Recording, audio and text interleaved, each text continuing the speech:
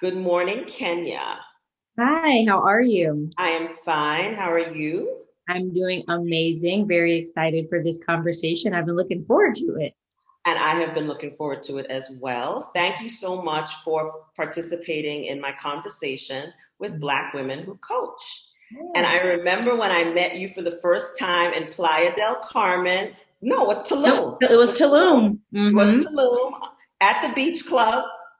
And it's so cool to now get to talk to you. And when you were telling me about what you did and that you're a coach, and so I'm really happy to be able to have you as a part of this conversation series. So let's get started. My first question, of course, is tell me a little bit about yourself and what you do. So I am a life coach and a priestess. We can get in a little bit more about like what a priestess is and what that looks like. People are that's an uncommon term for some folks. And I've been coaching for about over a year now. I started as a financial coach, and so this came about after my own journey of like my own spiritual kind of enlightenment, and then deciding, hey, I want to quit my job and move abroad, and I needed to get my money right before I did all that. So I did it for myself first and shared my journey. And people are like, hey, can you help me with money? Of course I can. I would love to. And so within my financial coaching practice, I realized that people don't want to get good with money for the simple fact of getting good with money. They want to have better like finances so that they can achieve their own dreams, whether that's moving abroad, quitting their job, going back to school, opening a business, all of these things that these people wanted to do. And they were like, but my biggest barrier, my biggest fear is money. So a lot of what I was doing during financial coaching was actually life coaching with a little bit of finances. And honestly, I felt more called to life coaching and felt more called to work with women and then particularly women of color. And so, being a priestess is all about serving women and mentoring them and guiding them on their own journey. And that's everything that I do, a part of my life coaching business. But yeah, so that's my job. But me in particular, I'm a millennial. I identify as a Black woman, a Black Muslim woman. I'm originally from the South, and my master's is in education. So before I was coaching, I was in diversity, equity, and inclusion work. Yeah. Oh, wow. We have a lot of commonalities. We may have to have a whole separate conversation about that I because, would love yeah, to. when you said DEI, I'm like, yeah, we should talk about that because, for people who don't know that much about me, I'm a lawyer, but I also have over 30 years in HR as well as doing work around DEI in the context of HR. So we could have a very interesting conversation about the intersection of DEI, the intersection of you being a religious minority, what it's like to be a Black and Muslim woman in America and in the South. That's a Mm, whole other conversation. So we're gonna table that for now. We're gonna talk about that separately because that's yes. a whole other conversation. So you talked a little bit about this in your intro response to my question. But what exactly inspired you to be a coach? Was it just that people asked you? Was coming to you and asking you for help, or but what made you decide, I think I'm going to be a coach and coach other people?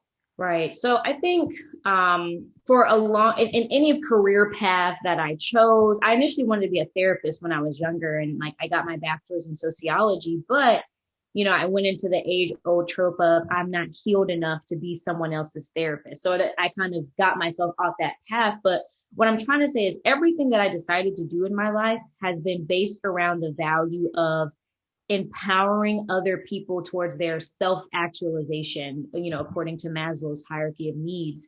And so when it came to coaching, it honestly clicked.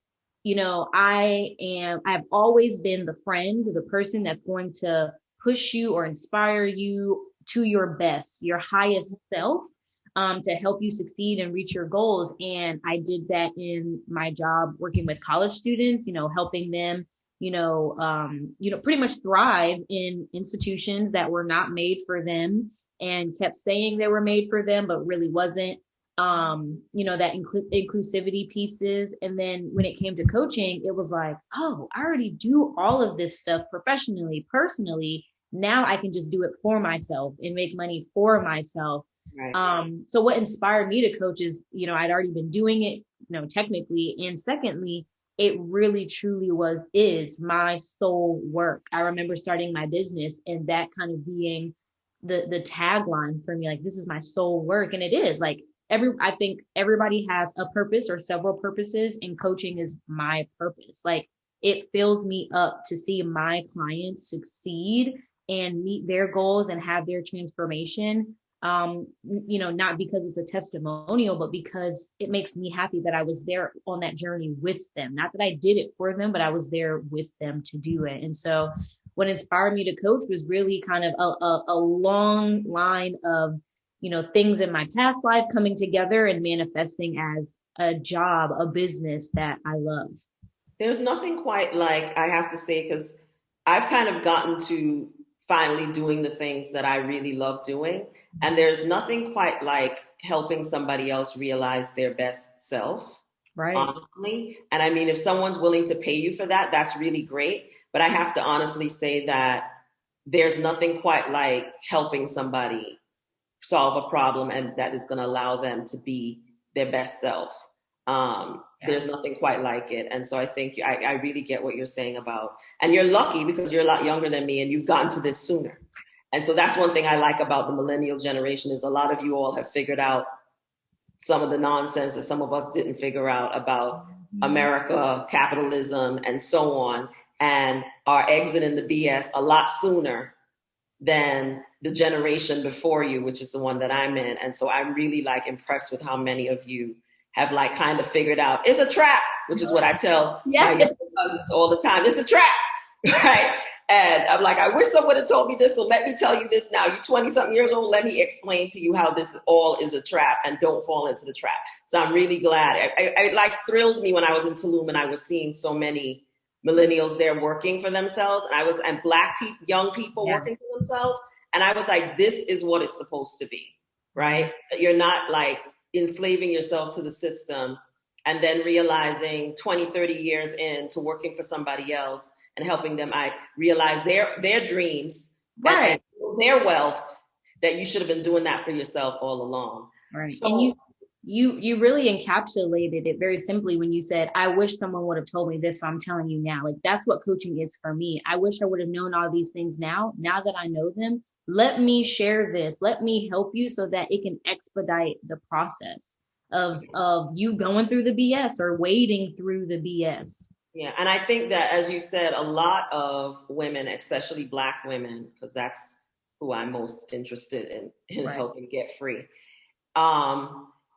We really feel trapped by the money. That's the reason. Every single person who tells me they can't do what I have done, it's around money. And I have to constantly explain to people, yes, you do need money, but you don't need as much money as you think you do. And true. Yes, you need to have a plan. I definitely don't think you should just pack up your apartment and move. You do need a plan, but it doesn't have to take as long as you think it needs to take. And you don't need as much money as you think you need to have. And there are lots of ways that you can make money while living abroad and not working for anybody. But the thing is, if no one tells you, if you don't get a coach, if you don't work with someone, then how are you going to know? And then you just feel stuck in this system that you know is screwing you over, but you just don't know how to get out of it. You don't know how to like untie yourself from it. So that's kind of, one of the reasons why I'm doing what I'm doing is because I want people to know that they can go and they can hire somebody and work with somebody who can actually help them untie themselves. Because people realize they're stuck. They just don't know how to get unstuck. Yeah. So why would you say that coaching is important based on what we've already talked about? I'm so, you asked me this question, in your group a long time ago. You asked the group this question. And I'm so glad that you did, because especially for Black women, especially for women of color, coaching, first of all, is an experience, a one of a kind, once in a lifetime experience in which you get so much focus and energy and space held for you and devoted to you that we cannot get and is not given to us anywhere else in the world. The only person that's going to give you what you need, or at least create the environment or give you the tools that you need to get you unstuck, to get you where you want to go, is yourself, and then a coach. Mm-hmm. So if you yourself, you want something so bad, you want to finally accomplish that dream that you didn't think was possible, or you want to start finally living that life that you've seen your favorite influencer or another Black woman on Instagram doing, there's nothing special about any of us doing these things. No. Anyone can do it. It's just a matter of that mindset piece and the how. And we can figure it out by ourselves. We can do all the research. We can ask all the questions. But when it comes to the actualization of this dream, of this reality, this vision, you need a coach to help you get there, because it's hard. It's hard to do it alone. You don't want to do it alone. And it's not like time is going to stop. Your responsibilities are going to stop so you can focus on yourself. You have to do that. And so coaching gives you that time. Coaching gives you that container, that space, so that you can finally realize your visions and your goals. It sounds too good to be true. It's like, what, really? But it's true. It's true. There's so many Black women coaches that you've been talking with that do this for other women. And it's like, I want Black women to go out and get coaches so they can have this experience in their life, because they deserve it. They have absolutely earned it as the most educated, hardest working, and underpaid, population, at least in the United States. So please, please, please invest in this. Give this to yourself, like a coaching opportunity. You have just preached an entire sermon right there. But it's like the hardest thing, I think, is the deciding. To me, people ask me, how did you do this? And I said, the hardest thing was to decide to do it. Right. Once I decided I was doing it, then I was in and I was doing it. And everyone's different, but that's how it was for me. But for me, the hardest thing is deciding. And I found that with a lot of people, they're grappling because they don't believe that they can do. You have to decide something and then you have to believe it. And that's why a coach helps. Because if I hadn't had a coach, I think it would have been harder for me to get to that. Yes, I can do this, and I just need to come up with a plan for how I'm going to do it, right? And be intentional about what I'm going to do, and someone who held me accountable for what I said I was going to do, right? But I think it's hard for people to even sometimes visualize the possibility that they could live the life that they want. It's like, oh, that's something somebody is doing over there, but I can't. And I think what you said is very true, is the only person who can change your life. And I say to people all the time, the only person who can change your life is you, right? And you just have to decide and then get the tools. And part of that, to me, the toolbox is getting somebody to help you with that. And I think I found the coach to be very beneficial in terms of helping me come to this decision, and then working with another coach who helped me think through how I was going to do it from a business perspective. In addition to the person who actually was like, maybe what you need to change is your environment. Maybe the problem is not you. Maybe the problem is your environment, right? You're in an environment that is not serving you, right? And maybe what you need to do is something different, which was a revolutionary thing, which gets me to my next question, because I believe that there is no way that a white woman would have told me that. But I was working with a Black woman. And so she listened to what I was telling her about my work environment, listened to me about what I was saying to her, and said to me, maybe the problem is your work environment. Maybe it's not you. They're telling you it's you, but that's not necessarily true, right? But even if it isn't you, what are you going to do about it? Right? Because you're the person who has to do something about this. What are you going to do about it? So why would you say having a Black woman coach matters? I wrote this down somewhere, but essentially it's just like having a Black therapist. You don't have to explain a lot of the nuances of life as a Black woman anymore when you're working with someone who gets it. You don't have to hold yourself back. You don't have to walk around eggshells because you don't want to make your white coach or your white therapist was offended. You can just really be yourself, and you can be yourself in a way that is not in the context of racism and misogyny and misogynoir. So when you start a coaching relationship with another Black woman, it's like you're not yourself who has been dealing with racism. You are actually your fullest, most authentic self without all of that crap. And when we think about this, even from a diversity, equity, and inclusion lens, we think about racism and how people of color and minorities can't be racist. And so if you're, because there's always that power structure, white supremacy, if you're entering into a relationship in which you are vulnerable, so you feel stuck, you feel directionless, you lack clarity, you're going through an identity crisis and you're trying to get help from that, and you enter into an environment in which there is this white supremacy power structure, whether implicitly or explicitly present, you're not going to be able to ask for what you need fully or even get that help what you need. We can have as many DEI trainings as we need to. The point that what's gonna what the issue is, the reality still stands that white supremacy is still here, the patriarchy is still here, misogynoir is here, and so many other minoritized identities that intersect. Being a queer Black woman, being a Black woman of faith, like there's so much out there, and it's like, can we please have a space in which I don't have to be those things plus this, I can finally just be me. And so working with a coach that shares any of those identities that you have can be very healing and affirming for you, and it can probably expedite your success even quicker, because again, we're not having to wade through the BS that is all the stuff that's outside of this coaching relationship. Like, coaching I think should be a safe space for you to show up fully presently. We talk about holding space for people.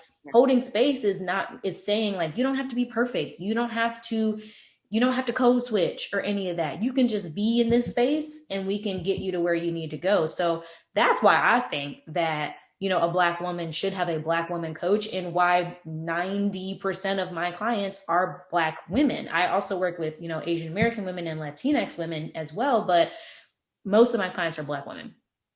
And I think the word you used that just resonated with me the most was affirming.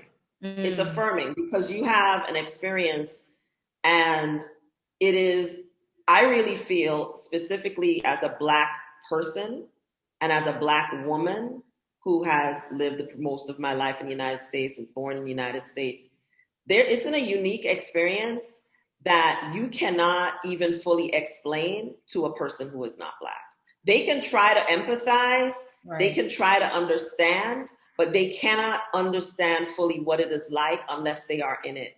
And unless you're a Black woman in the United States, working in these spaces and dealing with these same things, it's very hard to even articulate sometimes. And so it was really helpful to have someone where I didn't have to do all of those things. I would describe a thing that happened, and she knew what it was I was trying to say, and didn't ask me, do you really think that that's what they meant? And do you really think, and maybe that's not, because that's what happens.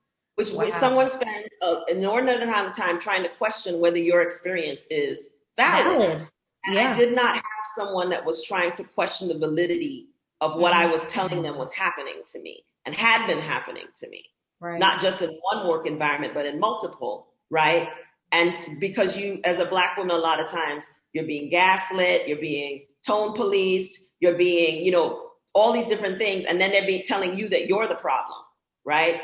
And then you talk to a person who isn't Black, even a person who is another person of color doesn't necessarily get it because they experience racism differently, right? And they start immediately, well, do you think that's what the person meant? And I'm like, if I said that this is what happened and this is how I experienced, and that's how I experienced it, right? And so it really helped a lot to not have to do that with someone and to have them understand from the very beginning and not let me off the hook, because she called me on a lot of things. Not let me off the hook, but understand, why I felt the way that I did, and to be able to validate sometimes without even saying so. And so I think that that's extremely important in terms of, especially for Black women. And I think it's a reason why a lot of Black women don't seek coaching, because it's not always easy to find a Black woman who is a coach, which is why I'm creating the directory that I'm creating, because I remember how hard it was for me to find the person that I found. What kind of person should hire you as their coach? So what kind of person should hire me as my coach? I only work with women, and I only work with women of color, if you identify as a woman of color. And I particularly work with millennials, so meaning ages 25 to up to 40. I have worked with people older than 40, and I've enjoyed the experience. But I also know that there's some other coaches out there that could be great for them and better for them as well. But so I kind of put those parameters, but I'm open to really any age. Honestly, it needs to be a woman who is at the precipice of like deciding to change their life. They know they need to. They know they need to make a change. They're desperate for this change. They probably know exactly what they need to do, but they're afraid. They are afraid of money. They're afraid of other people's expectations, of living life on their own terms. Someone who should work with me is someone who's trying to get past all of those like inner limiting mindset things. Someone who works with me is someone who is ready to do some work. Like, even though they're afraid, even though they don't know how, they might not even be very clear as to what it is they want to do. They need to be ready to make the change, because I don't want to drag anyone through my coaching program. Coaches are not babysitters. They're really mentors, they're guides. They are holding you accountable. They're not trying to show you the vision and the dream you should have. Right.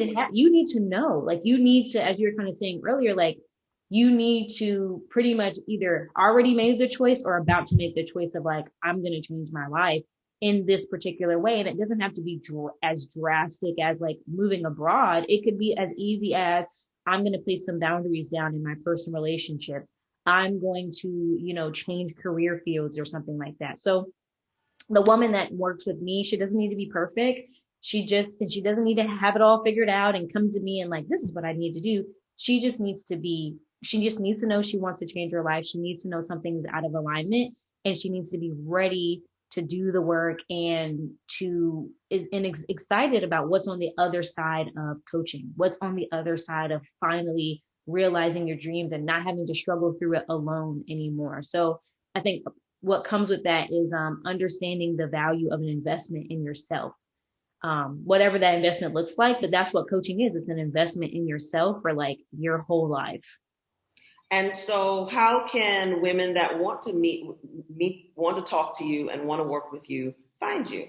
You can follow me on Instagram. I'm Authenticity and transparency is not necessarily a part of my brand. It's just who I am. So you can learn more about me in that way. And then from there, if you're really interested of like, I just want to learn more, I want to at least have a consultation about the program and get started, you can find me on my website at kenyaimani.com. So KenyaImani.com. And on there, you'll see my life coaching program, which is the Breakthrough Life Coaching Program, which is private one-on-one coaching with me for 4 months. So yeah, that's how you can find out more. And then maybe if you're not ready just yet to commit to coaching, I also have free resources on my website as well. Wonderful. And I will be including your website and IG handle so that people can find you in the information that goes along with the YouTube conversation that we're having. Kenya, this has been very inspiring. I'm really happy to finally get to talk to you. Thank you for participating in this conversation with me. Thank you so, so much. It's been beautiful to see you really thrive and get better and better and more out there ever since, I saw you in Tulum, and I think you were still working your job remotely. And now you're really living a beautiful, beautiful life that you deserve. And I'm just so happy for you. So thank you so much for even inviting me into your series. Thank you so much.